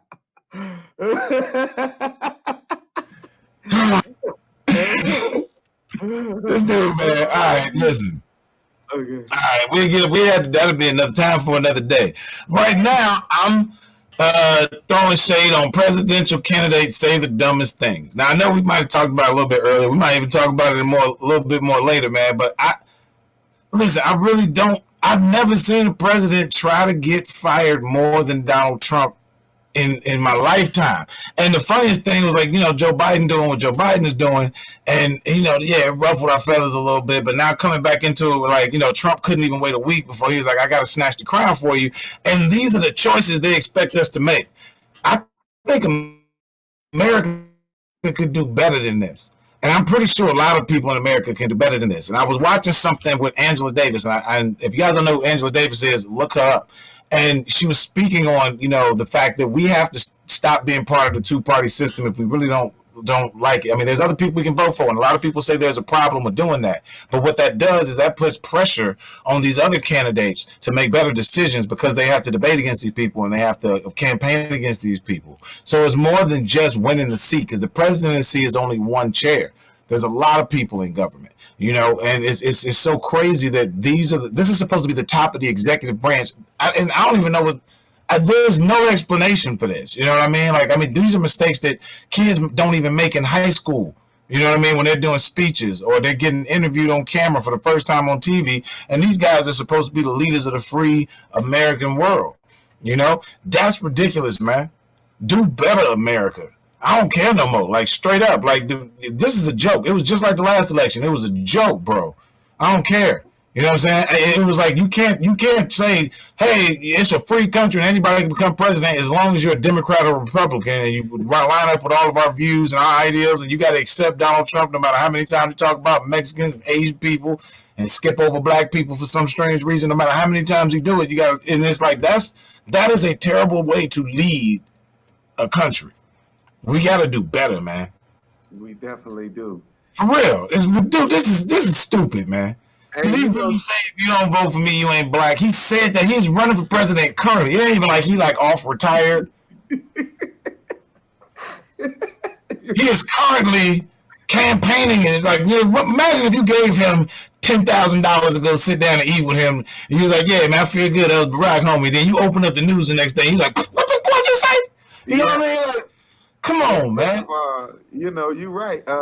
They crazy, and they really want to be fired. Like I said, I believe that this is the most racist group of talking presidents. I ain't gonna say they're racist, but talking. Like, you get caught, man. Okay, if you get caught, I understand. You know what I mean? Like, you get caught saying this. Nah, man, this is like what you wanted to say. You know what I'm saying? Why don't you go ask China? It's the way you said it. It was all of these guys have a teleprompter, so Yeah. Hey, man, look. The president is crazy. The vice president is crazy. And the other president and vice president was crazy. They got stuff going on about our president Barack, about how he did all this and that. I seen somebody posted, but that's gonna be in mine. But we might as well just talk about it now. We'll talk about that another time. But yeah, man, it's crazy like what they're doing. And it's like I remember Obama's speech saying, "Look, man, we can't fix this in 4 years. Y'all know y'all tore this country up. Y'all know it. We can't fix this in 8 years." He said that coming in. He said that coming the first day in his inauguration. He said, "I'm just gonna do what I can do to kind of maybe help because y'all done fucked up. Y'all know it too. Everybody know it." Then they just act like that didn't happen and blame all those problems on Barack. And that's why I know he put it in his inauguration speech so he could be like, no, day one, I wanted to make sure everybody was clear. Y'all messed up bad. It wasn't me. It was not me. I'm going to try to do what I can do and put it back together. I don't know. I'm going to put something on it and make it, I'm going to put some tape on it. Put some tape. We're going to try to hold this thing together until we can, I don't know what we going to do. That was astonishing to hear a president have to say that as he's becoming president. And then they act like that didn't happen. It's all his fault and his problems. But it's bigger than one seat. It's a government that's doing these things. It's multiple heads that's doing these things. That's what I say. I say it's not that president is just a pawn figure. Like, yeah, he got to spend his money and do all. Like the queen. It's those judges in the Supreme Court. All the decisions are guaranteed for life seaters who gonna die in the Supreme Court. You see what I'm saying? We got people we elected talk about we ain't gonna raise the minimum wage, but we gonna keep ours right where it's at, and we gonna keep our retirement right where it's at. We ain't gonna never miss a dollar. And they get free health care. Free health care. And now we can't vote on free health care for y'all. Yeah. It is universal health care if you're a government official. If you better come work. You better be at the post office or something. You got to do something U.S. on it to get. That's how they really treat it. You ain't never lying. And we sit here and accept it. Nah, man. Like, I ain't gonna lie, Bo. I didn't even know Angela Davis was still alive. Why not? Oh, baby. Did I tell you to come get my groceries or something? Go. You froze moment. What? You see that TikTok with grandmama? Oh, yeah. Everybody get stuck and shit.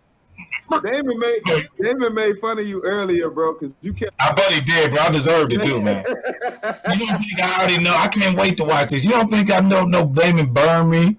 I felt it. I was over here sweating. I was like, what is he saying? Oh, I can feel it. It's hot. It's so hot. What is he saying? I bet you did that whole interview with Damon without you, see. So you need to get your Wi-Fi together. Hey, man, listen, that's why we're co-hosts, man. There's a lot going on, man. Everybody's at home.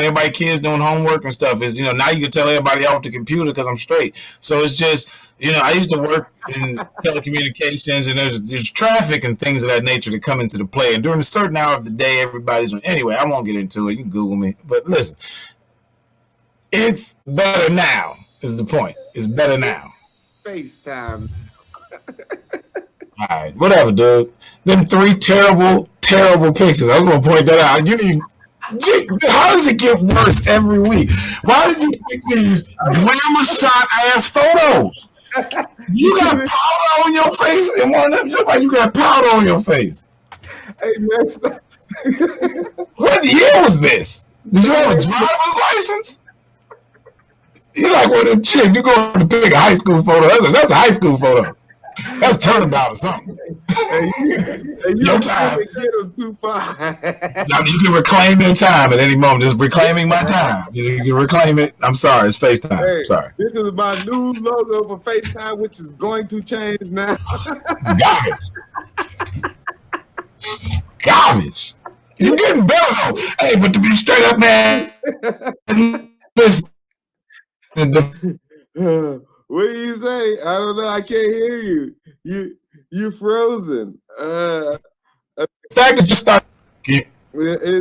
Are you trying to? Oh, you trying to find me? Yeah, that's funny. What? Hey, look though, it's FaceTime. Look, and in my FaceTime. Nah, man, it's your time, bro. I'm gonna let you have it. What I want to talk about is one thing that everybody should notice, and that is the sign language interpreters behind all these government figures. Now, I don't know if y'all been watching, but these sign language interpreters have been signing more than just English. They sign in Ebonics, they sign in attitude, and they sign in all. Look, if y'all watch today, just think about it today. Governor Pritzker's sign language dude was signing like he was a Three Stooges. He wasn't even signing like he was doing symbols that Mo, Larry, and Kurt. This man was like and then he was doing stuff like, how you gonna make this face as a sign language interpreter? Like, what is this face? What is this sign language? He's just creating his own sign language. And look, did y'all see Lori Lightfoot's sign language interpreter? This lady had an attitude. She was sign language with her shoulders like, And then it was like, how you going as a sign language? What does this mean? Lori Lightfoot wasn't talking that much mess. How do you, I don't know if any of y'all seen this, but this was the most funniest thing I've ever seen in my life. And these sign language interpreters need to get their life together. Shay, you see this? They are getting it in, dude. These sign language interpreters. I didn't see Lori Lightfoot's one. I gotta go YouTube that because I gotta imagine because she was just like, bro, she was talking her weed. Yeah. Bro, how you gonna like, what does that mean? Like, things are getting kind of tight in here. Hey, but you know what's funny though? This was the first time I understood every sign. I knew everything. Right. You stopped listening. You was just like, You over there signing back and shit. You're like, man, fuck it. See, even the killer though, their facial expressions be so funny, bro. Like, they be dropping them signs. They be like, It's like they like bodybuilders, but they, you know what I'm saying? They be posing. Then they do some big face. If you watch the JB today, his interpreter was like a goofy, like, cause I was Lori's was straight like hood ghetto West Side. She was out there cripping and shit. How you gonna chew gum? What was that? What does gum mean? She was doing everything. Like, you can't chew gum when you sign. Sometimes people gotta read your lips because they be doing the lip reading thing too. Now you smacking, they just hear smack. They don't know what's going on. But they're like, okay. Pritzker's was like, he was real goofy. You watch JB Pritzker's speech today for Chicago News. Any news, they showed his speech. The interpreter, I promise you gonna laugh when you see this dude. He was literally. But I always been kind of laughing at some of these interpreters. That's what I'm saying. Right. Like they like, oh, I'm gonna shine today. It's your speech. But it's my time to shine. Like, they be out there like them sign flippers doing sign language. It's like a hybrid between sign flippers and sign language. Oh man, y'all, that's we turn around like, what you doing a 360 for? You signing. Ain't nobody gonna sign like me. Okay? I've been signing my whole life. I was signing in grade school. I can hear. I can hear and everything. I just want to sign. The greatest my life you ever seen in my life. All his tattoos and sign language on his body, like God saves, but it'll be the sign. He said, put it on mute next time. Hey, watch how you got to make up your own. Hey, that's what we gonna do online. We gonna mute the TV and speak what we think the sign language. Oh, that would be dope. Because I was sitting there like, what? Because, hey, bro, remember when we used to play like cartoons but put rap music over it so it looked like the Gargoyles was the Wu-Tang and shit? Mm-hmm. You know what I'm saying? You play the radio but I had to mute the TV. Yeah, do the same thing. We just sit there and flip it on them. Like, yeah, we're going to interpret it ourselves. Man, that's hilarious. I'm down. And drinking. And drinking again. I'm drinking again. Time, we got a lot of road stories and we have a lot of people online today, and we had a lot of good comics on today. It was 1, 2, and 3. That's me, Terry, and Damon. Okay, thank you, Akila. Appreciate that. Our road story for today, I think Shay will tell us our road story for today.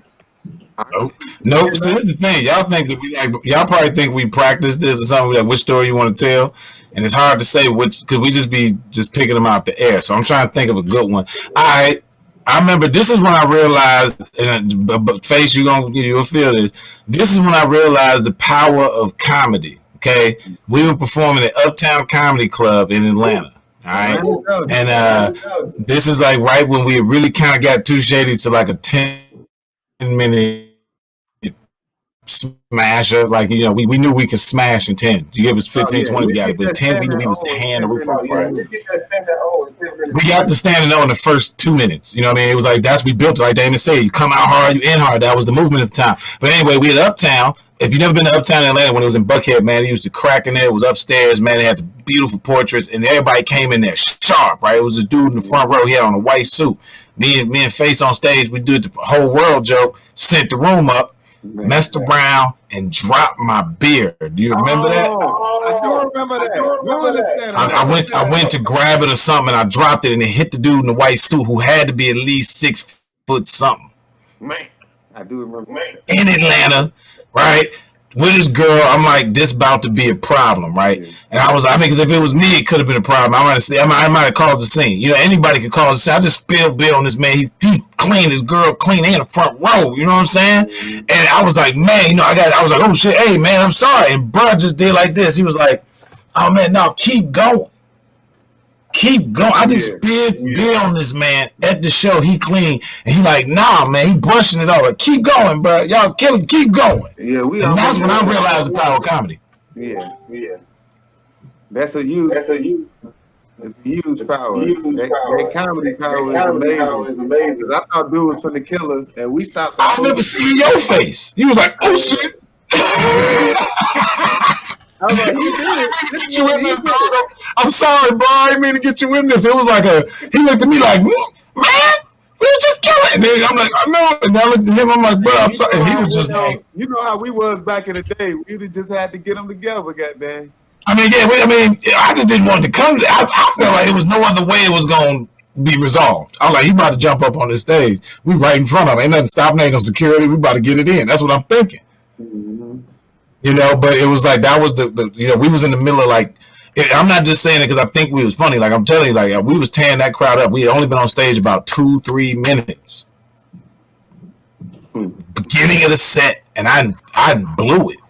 So the thing, with more of the story is, for these comics on the road, is sometimes when you're a comic and you're funny as fuck, you can do whatever you want to do. Do whatever you want, man. You can throw beer on people. I've seen people do it. Just spray beer in the audience. I'm like, that was y'all stealing my bit. Who saw me do that in Atlanta? I was the first person throwing beer on people.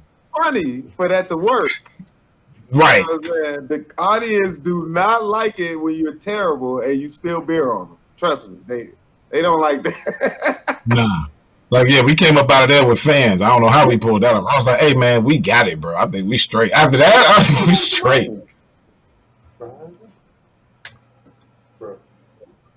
Oh, shit. All right, look. Guys, ladies, gentlemen, this was a wonderful show. We had Damon on the show. Damon Williams. Shout out. Damon Williams, man. Laugh tonight, too, man. Laugh tonight. We're going to put the links in the description. We're going to put the links in the repost, and we're going to put them in the description, man. Laugh tonight, man. Buddy, who was that from Chicago? It was on there, too. The tape, Mike Samp from Chicago. People. In LA, who else? Mike Sam. He said 6 people from Chicago film. Actually, I got Kendall on my show tomorrow. We'll talk about Laugh Tonight some more tomorrow on the radio show. But yeah, tonight we had Damon. He's doing Laugh Tonight. Make sure y'all look for that Damon Williams comedy. Check it out down here, Damon Williams at Instagram and Facebook, and DamonWilliamsComedy.com. Is at DamonWilliams.com. He got a bunch of websites and stuff. Well, honestly, anybody who's watching this probably already know who Damon Williams is, so it's just redundant. We just doing it out of respect because I know if y'all looking at us think we funny, I know y'all know who he is. But if you don't, get into him. So look, if you don't, we're gonna put him on and put him in the thing and put him in the descriptions. Then we had Craig. I know a lot of y'all wanted us to be ratchet and ask all the ratchet questions, but that's not what we about. We're not even about that. We about unity and bringing us together. And he still gave us a lot of gems and a lot of gold and a lot of beautiful things for you guys to know. he still told y'all what you wanted to know about the Last Dance and everything. Anyway, we didn't even have to ask him. He did it for us. So appreciate Craig and appreciate everything he's bringing. Make sure we gonna put in the description his website and things to look out for what's going on with him next. Yeah, check out the King, man. You know what I mean? Yeah. So Shady throwing shade on the presidents and the vice president. Hey, it's just come on, man. They want us to say, okay, I'm with him. That's why I couldn't. I'm be straight up. That's why I couldn't vote for Hillary. I'm not gonna say I'm with her because she had too much shit going on. You know what I mean? I can't be associated with her. It's the same thing what's going on with Trump. It's the same thing that's going on. Well, not really much. Biden made one mistake, but that's one mistake too many. And I'm not saying I can hold that against everything else he's done, but it's like, come on, man. We got to do better at America. We are not killing it right now in America. I'm going to drink that. We got to do better in America. We got to do better, man. We just got to reset. So let's come out of this better. So, thank y'all. God bless y'all. Yes, sir. Thank you. Show Tu-Shay'de presents.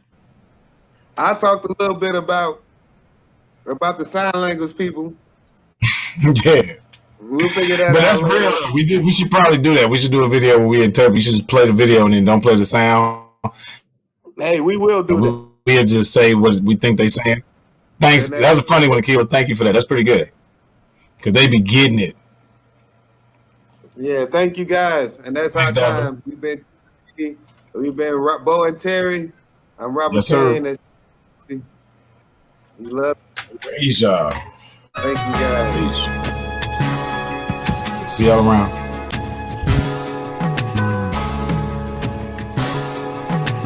Yeah. Terry Dawson in the building. It's Robert Kane, I know what it is. Tu-Shay'de Radio.